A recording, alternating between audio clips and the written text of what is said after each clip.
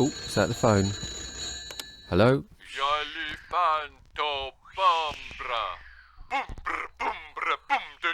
can't remember what gallery it was, probably the Tate, where I was hearing the past down that crackly line. And I didn't know quite what to make of it, but it captured my imagination. It was both amusing and also had this great sense of freedom of expression. I first heard about Dada in an art history lesson with Vera Brumby at sixth form college. I would have been 16, and it did intrigue me because I'd not really heard of anything like it before. Dada was a short-lived art movement, we're told, which began in Switzerland in 1916. But why Switzerland? It began as a protest movement, as a reaction to the disgust of World War I. Being against violence, injustice and cruelty, these artists were horrified by the senseless idea of sending yourself to slaughter and escaping to a neutral country and throwing themselves into the chaos of creativity seemed like the only solution. Whilst guns rumbled in the distance, we sang, painted, made collages and wrote poems with all our might. We were seeking an art to cure the madness of the age and find a new order of things that would restore the balance between heaven and hell, recalls Hans Arp. So, how did they go about it? Well, they set up a cabaret. But it wasn't just any cabaret. This was the Cabaret Voltaire, named after the French philosopher. Founder Hugo Ball obtained a small hall suitable for the purpose, enough space for a small stage and around 50 seats. He asked other members of his creative escapees to be the performers, to provide artwork, costumes, music and entertainment.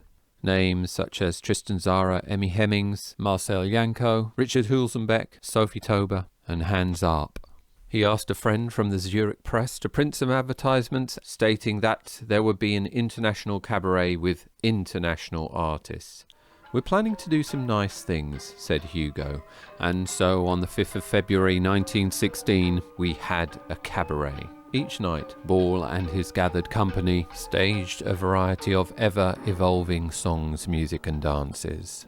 Marcel Janko made masks from cardboard, paper, horsehair and wire, and these masks themselves suggested accompanying costumes that inspired theatrical movements and strange dances. Initially, the musical accompaniment consisted of pieces by Debussy and Ravel, but over time the performers found new forms of expression, breaking more and more of the conventions of cabaret, becoming more unexpected. They began with poems with words, and then poems with sound, and then poems being read simultaneously, ever outdoing themselves in experimental performance. People came to drink beer and absinthe and eat sausages, and to see what on earth the Cabaret Voltaire would come up with next. Itself epitomizing the image of the avant-garde, the Cabaret Voltaire only lasted for 6 months, but its influences spread far and wide.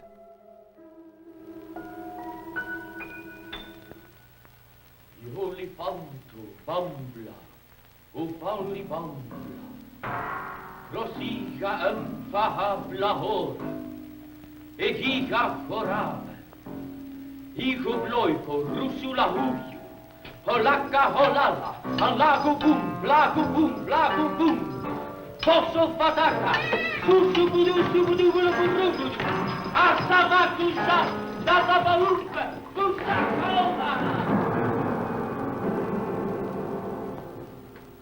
Even though they were against manifestos in principle, the Dada Manifesto by Hugo Ball in 1916 said things like, "How does one achieve eternal bliss? By saying Dada. Yes equals no and all equals nothing. These are the liberating words of contradiction. Whatever you do, react. And anyone can become a president of the movement. And so empowers artists of the world to lead the creative fight. Yes, you too can become a contemporary artist." In a Cologne exhibition in 1920, the public were urged to break a sculpture by Max Ernst with a hammer made available for the purpose. Meanwhile, in New York, Frenchman Marcel Duchamp introduced the idea of the ready-made, art being in the eye of the beholder, and there he placed into a gallery a bottle rack, a bicycle wheel, and a urinal, a ready-made artwork signed R. Mutt. Swiss writer, poet, artist and boxer Arthur Craven presented a suitcase of dirty underwear as art, and thus endeared himself to the New York Dada movement, although he never claimed to be part of it. Even though my introduction to Dada was quite brief, my imagination filled in the gaps, and it made me think very differently about art. It's difficult to explain exactly what Dada is, but it is that feeling of freedom, that anything is possible. It's a revolution for pushing boundaries and finding new ways for expression, not limited only to the visual, but sounds, poetry, performance, music, collage, woodcut, printed word. Whatever crazy art ideas, performance you can think of, the Dadaists probably already did it. They were reacting, breaking apart the conventions of art and forever trying to outdo themselves. If you paint with a brush, I will paint with a spoon. If you paint on the canvas, I'll paint on your shoes. If your typography is in a straight line, I'll chop it up and throw it in the river.